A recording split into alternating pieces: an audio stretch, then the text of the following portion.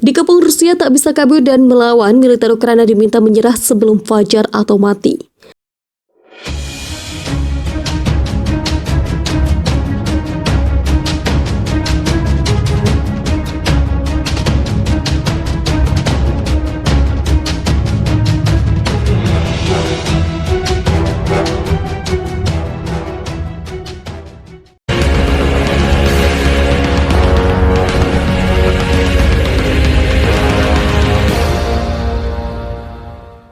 Militer Ukraina yang terkepung di Mariupol diminta menyerahkan diri atau mati. Militer Rusia tegas dan memberikan peluang hidup bagi militer Ukraina yang sudah terkepung.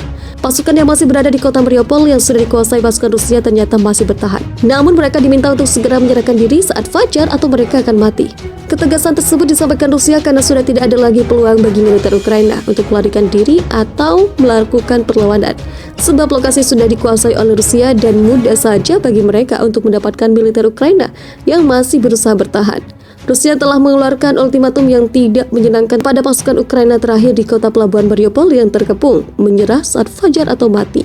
Juru bicara Kementerian Pertahanan Rusia, Igor Konashenkov, mengatakan pasukan Ukraina telah diusir dari sebagian besar kota dan hanya sedikit yang tersisa di pabrik baja besar.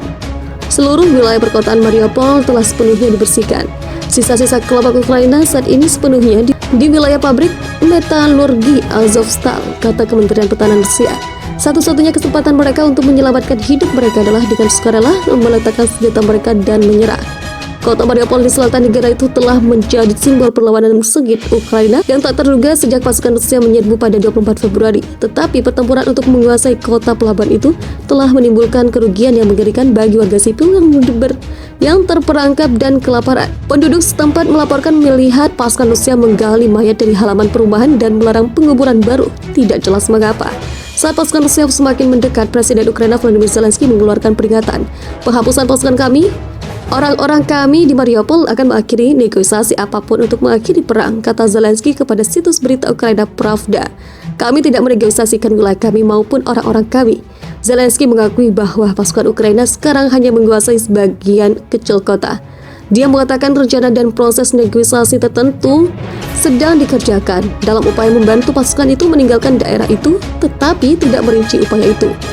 Penghancuran semua orang kami di Mariupol, apa yang pasukan Rusia lakukan sekarang dapat mengakhiri format negosiasi apapun, tegasnya. Kemudian dalam video pidato malamnya kepada bangsa, Zelensky mengatakan Ukraina membutuhkan lebih banyak dukungan dari Barat untuk memiliki kesempatan menyelamatkan Mariupol. Salah satu mitra kami memberikan Ukraina semua senjata berat yang diperlukan pesawat dan tanpa berlebihan segera, sehingga kami dapat mengurangi tekanan penjajah di Mariupol dan memecahkan blokade, katanya. Atau kami melakukannya melalui yang peran mitra kami harus menentukan. Zelensky mengatakan situasi di Mariupol tetap tidak manusiawi dan Rusia dengan sengaja berusaha menghancurkan semua orang yang ada di sana. Itu terjadi ketika Rusia telah mempercepat serangan yang tersebar di Kiev dan Ukraina Barat sebagai pembalasan atas hilangnya kapal utama Moskwa di Laut Hitam dan dugaan agresi Ukraina di wilayah Rusia. Pengepungan yang panjang. Menangkap Mariupol akan memungkinkan pasukan Rusia di selatan yang datang melalui semenanjung Crimea yang dianeksasi untuk sepenuhnya terhubung dengan pasukan di wilayah Donbas, jantung industri timur Ukraina. Pelabuhan itu dikepung oleh pasukan Rusia segera setelah invasi, tetapi militer Ukraina yang kalah awak dan bersenjata tetap bertahan. Warga sipil telah menanggung beban pertempuran, meringkuk di ruang bawah tanah tanpa utilitas selama berminggu-minggu. Pasukan Rusia secara bertahap maju ke kota, tetapi kelompok pasukan Ukraina terus bertahan dari dalam pabrik metalurgi dan mesin berat raksasa di kota itu.